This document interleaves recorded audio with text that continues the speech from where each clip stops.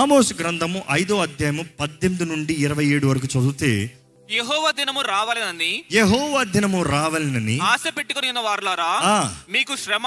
అయ్యో, అదేంటది? యెహోవా దినము రావాలనేది కదా మనందరికి ఆశ. మారనాథా అని పలుకుతున్నాం కదా. మారనాథా అన్న మాటకు అర్థం ఏంటి? యేసు వేగమే రమ్ము, త్వరగా రా ప్రభా, Jesus come soon, Jesus is coming soon అని అందరు పెట్టుకుంటారు. కానీ ఇక్కడ దేవుడు ఏమంటున్నాడు? ఆయన దినము రావాలని కోరుతున్నావా? జాగ్రత్త, నీకు శ్రమ. ఎందుకు? యెహోవా దినము వచ్చుట వలన మీకు ప్రయోజనమేమి? ఏం ప్రయోజనం? నువ్వు సిద్ధంగా లేవు, నీవు సరిగా లేవు, నీవు ఆయనతో కలిసి లేవు. What is the benefit that he comes? వస్తే ప్రేమ నిన్ను కాపాడుతుందంటావు అక్కడ? లేదు. ఆ రోజు తీర్పు, కానీ ఆ రోజు కృప లేదు. ఇంకా ఈ రోజు మనం కృపాకాలంలో ఉన్నాము, ఇప్పుడు కృపను అనుభవిస్తున్నాము. Why are we living how we want? It's because you still have freedom. Choose, జీవమా మరణమా ఏది కావాలి కోరుకో. కానీ ఆ రోజు చూస్తే, ఆయన దినము చూస్తే, అయ్యో ఉగ్రత దినం, అది తీర్పు దినము, న్యాయ తీర్పు రోజు మనం చూస్తున్నాం. ఆ రోజు కానీ ఎలా ఉంటదంట? ఆయన వచ్చిన రోజు అది వెలుగు కాదు అంధకారము, అది వెలుగు కాదు అంధకారము. ఒకడు సింహమునొద్ద నుండి తప్పించుకొనగా ఎలుగుబంటి ఎదురైనట్టు వాడి ఇంటిలోనికి పోయి గోడ మీద చెయ్యి వేయగా పాము వారిని కరిచినట్టు ఆ దినముండును. ఒక వేటాడే సింహం ఎలా ఉంటది? తప్పించుకోగలమా? రాజు సింహము అక్కడి నుండి పరిగెడుతూ ఉంటే దాని దగ్గర నుండి తప్పించుకున్నాను రా అన్న వెంటనే ఏం కనబడిందంట? చెప్పండి. ఎలుగుబంటి కనబడిందంట. ఎలుగుబంటిని ఎప్పుడన్నా చూసారా? దాని సైజు చూసారా? అది చీల్చి పడేస్తుందంట, మనుషుణ్ణి చీల్చి పడేస్తుందంట. అరే, సింహం నుండి తప్పించుకున్నాంట, ఎలుగుబంటి దగ్గర పడ్డావంట. ఎలుగుబంటి నుంచి తప్పించుకుని ఇంట్లోకి వెళ్ళి తలుపేసుకున్నాను రా అని తలుపు గోడ మీద చేయి పెడితే ఏం కుట్టిందంట? పాము. ఎక్కడికి పోతావు? దేవుని దగ్గర నుండి ఎక్కడికి పారిపోతావు? దేవునికి విరోధంగా జీవించి ఎలాగ బ్రతకగలుగుతావు? దేవునికి విరోధంగా జీవించి ఎలాగ వర్ధిల్తామండి? ఈరోజు చాలామంది దేవుని బిడ్డలమంటున్నాం, దేవా నువ్వు రా అంటున్నాం, దేవా నువ్వు అంటే నాకు ఇష్టం అంటున్నాం, తండ్రి దేవా అని ఆరాధిస్తామేమో. కానీ once you are not right with God, you are an enemy of God. ఈరోజు ఈ వాక్యము దేవుణ్ణి ఎరగని వారికి కాదు, ఇది ఆలయంలో బోధిస్తున్నాం. కారణం ఏంటంటే, దేవుణ్ణి ఎరిగిన వారు, యేసుని నేను అంగీకరించాను, నా హృదయానికి ఇస్తున్నానన్న వారితో దేవుడు మాట్లాడుతున్నాడు. ఏమడుగుతున్నాడు తెలుసా? నేనంటే నీకు ప్రేమ ఉందా? నాతో నీకు సహవాసం ఉందా? నాకు నీకు సంబంధం ఉందా? Can we have relationship? ఎందుకంటే ఆ పరీక్ష లేకపోతే వ్యర్థమండి. ఇక్కడ చూడండి దేవుడు ఏం చెప్తున్నాడు, చదవండి, ఇక్కడ మాట చదవండి. యెహోవా దినము నిజముగా వెలుగై ఉండదు కదా, వెలుగు ఏ మాత్రమును లేక అది కారు చీకటిగా ఉండదా? మీ పండుగ దినములను నేను అసహించుకొనుచున్నాను. ఏమంటున్నాడు? మీ పండుగ దినముల్ని నేను అసహించుకుంటున్నాను. చాలా మంది ఈ మాట తీసుకుని, ఓహో దేవునికి పండగలంతా వద్దంట, అందుకని పండగలు ఏమొద్దు. బైబిల్ ఎన్ని పండగలు ఉన్నాయి తెలిసిన వారు గట్టిగా చెప్పండి. ఈరోజు చాలా మందికి తెలియదు. చాలా మంది తెలిసి కిస్మిస్, ఆ ఈస్టరు, ఇంకేంటి ఆ మధ్యలో వస్తే క్రాస్ ఓవర్, అదే న్యూ ఇయర్ అయిపోయింది. ఈ 3 పండగలే తెలుసు, కానీ ఇంకా వేరేం తెలియదు. వాక్యానుసారంగా 7 పండగలు ఉన్నాయండి. మనం పండగల గురించి సపరేట్గా ధ్యానించాం. We made a series. ఒక్కొక్క వారం ఒక్కొక్క పండగలు, 7 వారాలు 7 పండగల గురించి ధ్యానించాం. అందులో ఉన్న మర్మములు, దేవుడు మానవ జాతిని విమోచిస్తానికి, రక్షిస్తానికి, ఆయన రాజ్యాన్ని చేర్చుకుంటానికి ఆయన నిర్ణయించిన, ఆయన నియమించిన కార్యాలు. ఆ పండగల దినంలో చదివితే ఒక్కొక్క మాట గమనిస్తే యూ విల్ ఫైండ్ దిస్. ఏంటంటే దేవుడు అంటాడు, ప్రతి పండగకి ఇది నిత్య కట్టడం, ఎవర్ లాస్టింగ్ ఆర్డినెన్స్ అని ప్రతి పండగకి చెప్తాడు. ప్రతి పండగ ఎవర్ లాస్టింగ్, సృష్టి ఉన్నంత వరకు, భూమి ఉన్నంత వరకు ఉండాలి అని చెప్తాడు. కానీ ఇక అదే దేవుడు చెప్తున్నాడు, మీ పండగలు నేను అసహించుకుంటున్నాను. ఆయన చెప్పిన పండగనే ఆయన అసహించుకుంటున్నాడంట. అంటే ఆయన చెప్పిన దాంట్లో లోపం ఉందా? చేసేవాడిలో లోపం ఉందా? చూద్దాం, ధ్యానిద్దాం. అదే సమయంలో ఏమంటున్నాడు చూడండి అక్కడ, వాటిని నేను నీచముగా ఎంచుచున్నాను. మీ వ్రత దినములలో కలుగు వాసనను నేను ఆగ్రహింపనొల్లను. నాకు దహన బలులను నైవేద్యములను మీరు అర్పించినను నేను వాటిని అంగీకరింపను. నాకు వద్దు, నీ కానుకలు వద్దు, నీ దశంభాగాలు వద్దు, నీది ఏది వద్దు, నువ్వే పెట్టుకో, నాకు వద్దు. ఇవ్వమని చెప్పింది ఎవరు? దేవుడే. ఇవ్వమని చెప్పిన దేవుడే నాకు వద్దు అంటాడు. ఎందుకు వద్దు అంటాడు? అందుకని ఈరోజు చాలా మంది ఇవన్నీ వద్దంట, దేవుడికి వద్దంట. You got it wrong. దేవుడు ఎందుకు వద్దంటాడో చూడాలి. చదవండి. సమాధాన బలులుగా మీరు అర్పించు క్రొవ్విన పశువులను నేను చూడను. మీ పాటల ధ్వని నా యొద్ద నుండి తొలగనీయుడి. నాకు వద్దు నీ పాటలు. నీ స్వరం మండలంలో నాదము వినడం నాకు మనస్సు లేదు. నీ నోరు తెరిచి మాట్లాడద్దు, నాకు ఇష్టము లేదు. నీళ్లు పారినట్లుగా న్యాయము జరగనీయుడి. న్యాయం మాత్రం జరిగిస్తాను ఉండు. నువ్వు చేసిన పనికి నేను న్యాయము జరిగిస్తాను. ఇంకా చదవండి అక్కడ. గొప్ప ప్రవాహం వలె నీతిని ప్రవహింపనీయుడి. ఇశ్రాయేలీయులారా, అరణ్యమందు 40 సంవత్సరములు మీరు బలులను నైవేద్యములను నాకు అర్పించితిరా. మీరు మీ దేవతైన మేలేకు గుడారమును, మీరు పెట్టుకున్న విగ్రహముల పీఠమును మీరు మోసుకొని వచ్చితిరి కదా. కాబట్టి నేను డమస్కు పట్టణము ఆవలికి మిమ్మును చెరగొని పోవుదును అని యెహోవా సెలవిచ్చుచున్నాడు. ఆయన పేరు సైన్యములకు అధిపతియగు దేవుడు. ఆ మాట చూస్తే ఎల్ ఎలియోన్ అంటున్నాడు, సైన్యములకు అధిపతి అయిన దేవుడని. The most powerful, the most high. L Elyon అన్న మాట ఉన్నత నామం, ఇంకా దానికి మించింది లేదు. All powerful God, all powerful, సైన్యములకు అధిపతి అయిన యెహోవా అని. ఇక్కడ ఏ టైటిల్ చూపిస్తున్నాడు? ప్రేమ కలిగిన దేవుణ్ణి అన్న మాట చెప్తలే, సర్వశక్తిమంతుడిని. నేను చెప్తాను ఉండు నీ పని, అన్ని చేయగలిగిన దేవుడు, అన్ని నా చేతుల్లో నేను నిరూపిస్తాను నీ జీవితంలో ఏది సరో ఏది తప్పు. ఇందుకు దేవుడు ఇంత కోపంగా ఇశ్రాయేలీయుల్ని తిడుతున్నాడు. ఇక్కడ దేవుడు ఈ ఆమోస్ గ్రంథంలో వీళ్ళు గద్దించేటప్పుడు చెప్తాడు, నీకు స్పర్శ లేదా? ఈ స్పర్శ లేదా అన్న మాట గమనించాలంటే సింపుల్గా మన అర్థం అవ్వాలంటే simple. Let's compare like this. ఎప్పుడన్నా టీవీ చూస్తూ లేకపోతే ఎక్కడన్నా అట్లయిక కూర్చుని పోయి, ఇప్పుడు మన ఆలయం అంటే చీరలు ఉన్నామండి. మాకు కల్వర్ చర్చిలో చెన్నైలో అయితే చైర్ లేరు, కింద కూర్చోవాలి. కింద కూర్చోవడంలో ఇరుక్కుంటారు. కానీ అలా కూర్చున్న తర్వాత ప్రసంగం 2 గంటల సేపు వెళ్ళిన తర్వాత నిలబడాలి. ఎలాగుంటుంది? చాలాసార్లు స్పర్శ ఉండదు, తిమ్మిరి పడుతుంది. తిమ్మిరి పట్టినప్పుడు లేచి చూసారు ఎప్పుడన్నా? కాళ్ళు తిమ్మిరి పట్టాయి అనుకో, అసలు నిలబడగలరా? ఒక కాళ్ళు తిమ్మిరి పడితే ఎలా నడుస్తారు? ఇలాగా. తిమ్మిరి పట్టింది ఇంకో చెయ్యి, ఎలా ఉంటుంది? స్పర్శ ఉండదు. తిమ్మిరి పట్టినప్పుడు ఏమంటాం? తిమ్మిరి పట్టిందంటే పక్కనోడు ఏం చేస్తాడు? వెంటనే చెప్పండి, కొడతాడు. ఎందుకు కొడతాడు? ఎవరన్నా కొడతావో? ఎట్లా కనబడుతున్నాను రా నీకు? నాకు తిమ్మిరి పడుతుంటే కొడతావు నువ్వు. ఎప్పుడు ఎక్కడ తిమ్మిరి పట్టినా దెబ్బ పడాలి. కొన్నిసారి ఆత్మీయ జీవితంలో కూడా తిమ్మిరి ఎక్కువ అవుతుంది. మందమయ్యి స్పర్శ లేక, no change, no transformation, idle life. God has to give you some స్పాంకీస్.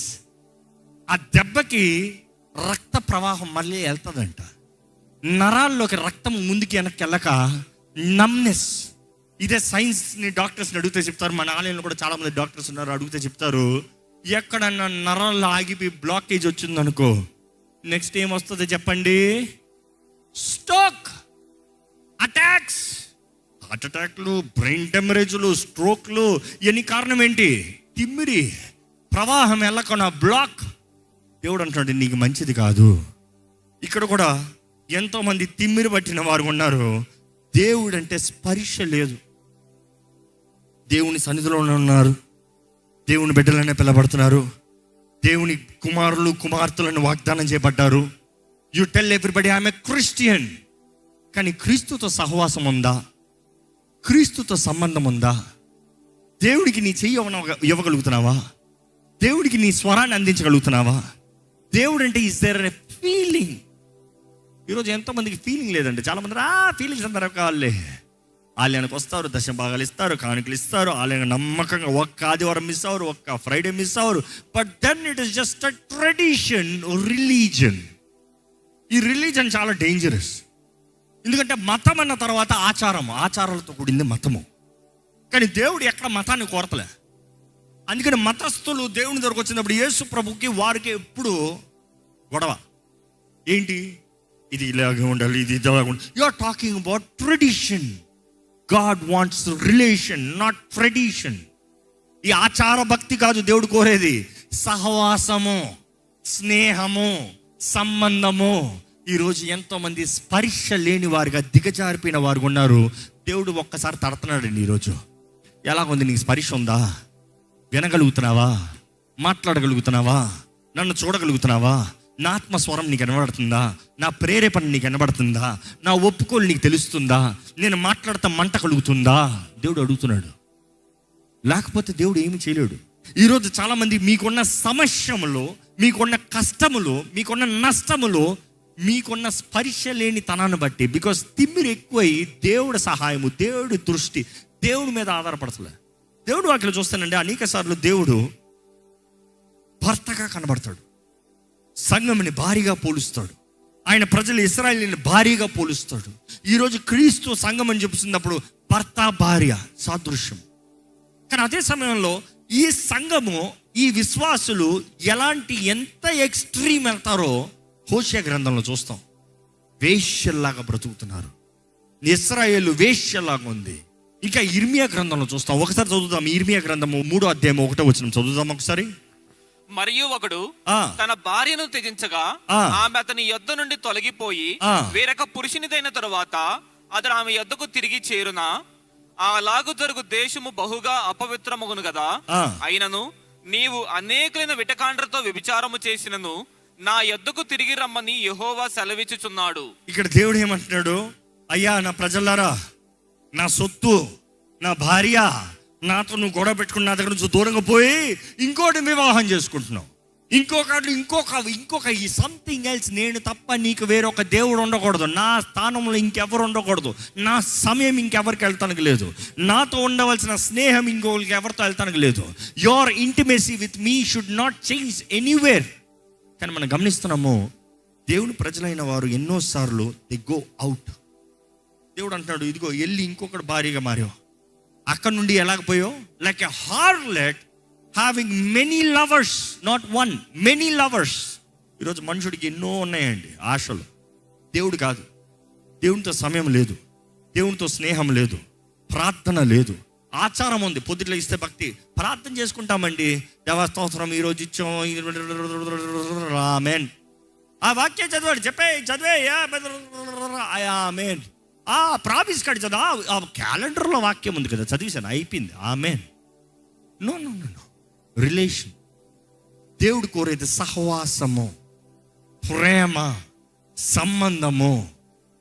ఇక్కడ చూస్తే, ఈ వాక్యంలో చూస్తానండి, దేవుడు మరలా చెప్తా ఉన్నాడు, ఎలాగయ్యా నా భార్యమై నువ్వు ఇంకొక వ్యక్తితో పోయి మరలా ఇంకోటి భార్య మారి, then you go again greatly polluted. Thou hast played the harlot with many lovers, yet again, అయినా కూడా నేను మరలా పిలుస్తున్నా. హోషేయ గ్రంథంలో కూడా అదే చూస్తాం. హోషేయ, నా ప్రజలు ఎలా ఉన్నారో తెలుసుకోవాలని ఆశపడుతున్నావా? పో, వేషిని పెళ్లి చేసుకో. ఆ వేషిని పెళ్లి చేసుకుని ప్రేమించు. పెళ్లి చేసుకుంటే మాత్రం కాదు, ప్రేమించు, నిన్ను విడిచిపోతుంది.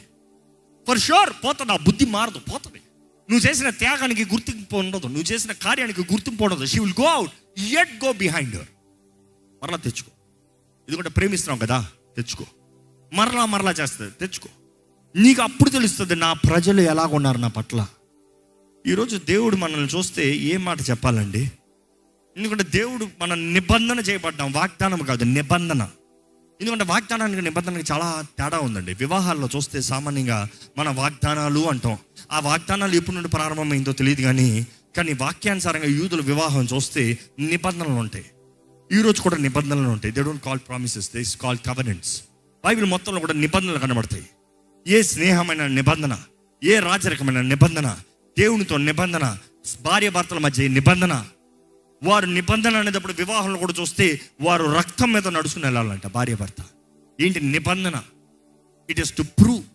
ద్రాక్షారసం తీసుకొస్తాడు పురుషుడు, వివాహం చేసుకుంటాడు ముందు ద్రాక్షారసం తీసుకొచ్చి తండ్రిని పర్మిషన్ అడిగిన తర్వాత ద్రాక్షారసం తీసుకుని వచ్చి, నా ప్రాణం నీ కొరకు పెడతా, ఇది నా జీవము, ఇది నా సర్వము, దీంతో నేను నీకు నిబంధన చేస్తున్నాను, నా రక్తంగా సాదృశ్యంగా ఉంది ఈ ద్రాక్షారసము. నీకు ఇష్టమైతే నేను నిన్ను పోషిస్తాను, సంరక్షిస్తాను, నిన్ను కాపాడుతాను, నీకు సర్వంగా ఉంటా. ఇఫ్ యూ లైక్ మీ, దీన్ని అంగీకరించు. తాగిస్తాడంట. తాగిస్తే తనకి ఇష్టమైతే తను తీసుకుని అంగీకరించి తాగాలి. తాగితే వివాహం, తాగితే అంగీకారము. యేసు ప్రభు చేసింది కూడా అదే కాదా? ఏం చేశాడు? ఇదిగో మీ కొరకు చిందించిన నా రక్తము, మీ కొరకు చిందించిన నా రక్తము, దీన్ని తాగినప్పుడు నన్ను జ్ఞాపకం చేసుకోండి. Remember the covenant. ఆ నిబంధన జ్ఞాపకం చేసుకోండి. దేవుడు అక్కడ చూస్తానండి, నిబంధనల ప్రాముఖ్యత ఎంతో ఉంటుంది. కానీ దేవుడు అంటాడు, నాతో నిబంధన చేసి నన్ను మోసం చేస్తున్నావే. మాట ఇచ్చిన దేవుడు నమ్మదగిన దేవుడు అండి. మాట దేవుడు తప్పడం, మనమే తప్పుతాం. దేవుడు వాక్యంలో ఒక మాట చక్కగా ఉంటుంది, even though we are faithless God is still faithful. ఆ ట్రాన్స్లేషన్స్ కొన్ని దాంట్లో తప్పుగా ట్రాన్స్లేట్ అవుతుంది. Even though you don't have faith, even though there is no faith, God is still faithful. అంటే మనకు విశ్వాసం లేకపోయినా కూడా దేవుడు ఇంకా విశ్వాసిగా ఉంటాడు, నమ్మకంగా ఉంటాడన్న మాటగా అర్థం తీసుకుంటారు. నో, ఆ ఒరిజినల్ చూస్తే even though we are faithless, విశ్వాసం ఉండాలి కానీ లెస్, తక్కువగా ఉందనుకో, ఆయన ఇంకా నమ్మదగిన దేవుడు. He still faithful. నీకు విశ్వాసం లేకపోతే మాత్రం ఆయన అంగీకరించలేడు. నీకు విశ్వాసం లేకపోతే మాత్రం ఆయనతో జీవించలేవు. ఇది కూడా వాక్యం మొత్తంలో చూస్తే అంతా విశ్వాసంతో కూడింది. ఒక వ్యక్తి రక్షించబడాలంటే నమ్మాలి, విశ్వాసం. ఒక వ్యక్తికి పరలోక రాజ్యం కావాలంటే విశ్వాసం.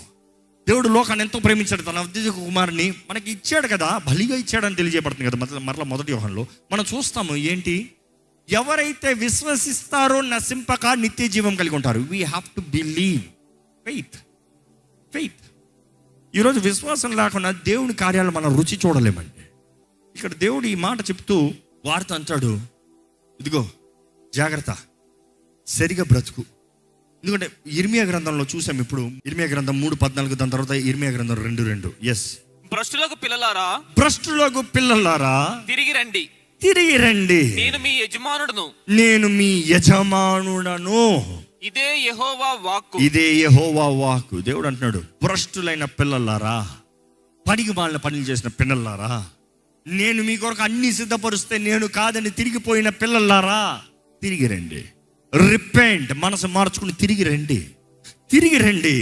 ఇది నేను మీకు ఇస్తున్న వాక్కు. దేవుడు ఈ రోజు కూడా మనకిచ్చే అవకాశం ఏంటంటే తిరిగి వస్తామండి.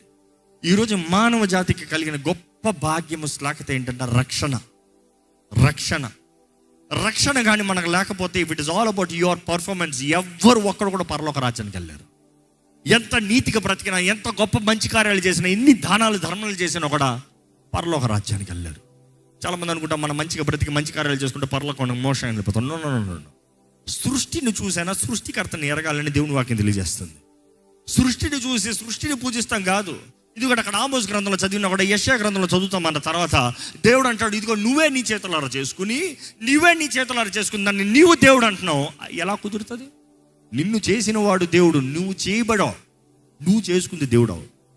ఈరోజు మనుషుడు చేసుకున్న సెల్ ఫోనే దేవుడు, మనుషుడు చేసిన ఉద్యోగమే దేవుడు, మనుషుడు ప్రారంభించిన వ్యాపారమే దేవుడు, మనుషుడు చదువుతున్న చదువులకే దేవుడు. ఆలయానికి రా, నాకు ఎగ్జామ్ ఉంది. ఆలయానికి రా, నాకు క్లాస్ ఉంది. ఆలయానికి రా, నాకు హోంవర్క్ ఉంది. ఆలయానికి రా, నాకు జాబ్ ఉంది. నాకు పొద్దుట జాబ్ ఉంది కాబట్టి ఈ రాత్రి నేను ఆలయానికి రాలేను. పొద్దుట జాబ్ అంతా రాత్రికి ఆలయానికి రాకపోతే ఏంటి? రాత్రంతా పని చేసి పొద్దుట పో. ఎవరు కాదన్నారు? డబ్బు కొరకు బయట చేస్తున్నావు, ప్రేమ కొరకు దేవునికి చేస్తానికి లేదు. ప్రేమ అంటే ఏదైనా చేస్తుందండి. నీ ప్రేమికుడు లేకపోతే నీ ప్రేమ కలిగిన వాడికి ఏదో ఆపదని చెప్పు, నాకు రేపు పొద్దుట జాబ్ ఉంది నేను రానని చెప్పు, చూద్దాం. దేవుడు పోల్చడా? దేవుడు చూడడా? Love is always expressed. I'm telling with much love is always expressed. ప్రేమ ఎప్పుడు కనబరచబడేది. ప్రేమ లేకపోతే ఏది ఉండదండి. ప్రేమ లేకుండా ఎన్ని చేసినా వ్యర్థమేనండి. దేవుడు అంటాడు, మీ పండగలంటే నాకు అసహ్యమయ్యా. నేను చెప్పిన పండగలే కానీ నాకు అసహ్యం. కారణం ఏంటి తెలుసుకోవాలంటే ఇది కారణం. దేవుడు అన్నాడు, ఇది నా పండగ. ప్రతి పండగకు చూస్తే దిస్ గాడ్స్ ఫీస్ట్, దేవుని పండగ, మనుషుడి పండగ కాదు. It has nothing to do with you, it's all about me. అనుకుని చూడండి, నేను మీతో చెప్తున్నానండి, లెట్స్ హ్యావ్ ఎ డిన్నర్. ప్రతి నెల మొదటి వారము మన అందరం భోజనానికి వెళ్తాము అని చెప్పా. విందు నాది అని చెప్పా. విందు నాది, భోజనానికి వెళ్తామన్న తర్వాత కంటిన్యూస్గా విందుకి వెళ్తున్నాం, భోజనం చేస్తున్నాము, తిరిగి ఎవరి దారిలో వాళ్ళు వెళ్తున్నాం. We are having a good fellowship, మంచి స్నేహము, మంచి సహవాసం కలిగి అందరి దగ్గరగా ఆనందంగా ఉన్నాం. సడన్గా నాకు బాలేదు. కానీ మొదటి వారం పలానా దినాన్న ఏం రోజు? విందు రోజు. అందరు వచ్చి మేము విందుకి వెళ్తున్నామే అని చెప్పి బాబాయ్ సీ యూ అని వెళ్ళిపోయి మీరు విందు చేసుకుని తిరిగి వచ్చి విందు చాలా బాగా జరిగింది, బాయ్, గుడ్ నైట్. ఎలా ఉంటుంది? ఎవరి విందు? ఎవరితో? మీరు చేసింది ఏంటి?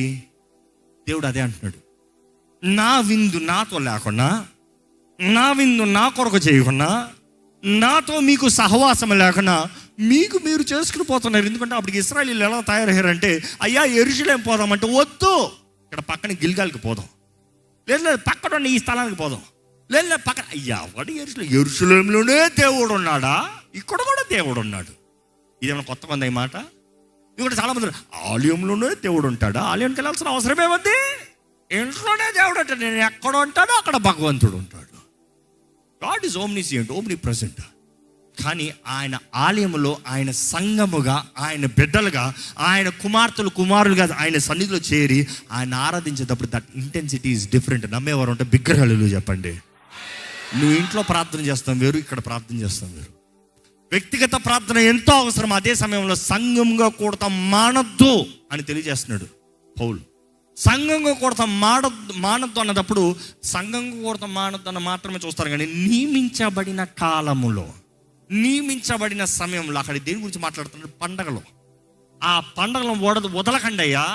ఆ పండగ కాదు, అందులో మీకున్న రక్షణ కార్యము, దేవుడు నీ కొరకు చేస్తున్న రక్షణ కార్యము జ్ఞాపకం చేసుకోవాలి. ఎందుకంటే 7 పండగలు మనం చూసాము. క్రీస్తుని ఎలాగ ఈ లోకంలోకి పంపించి, మన కొరకు ఎలాగ త్యాగంగా చేసి, మన స్థానంలో మరణింపజేసి, మరలా మొదటి ప్రథమ ఫలంగా మరలా పునరుద్ధరణ లేపి, అక్కడ నుండి ఆయన ఆత్మని వాగ్దానం చేసి, అక్కడ నుండి మనం చూస్తాము సిద్ధపాటు సమయము, ఇట్స్ ర్యాప్చర్, ఎత్తబడతాము.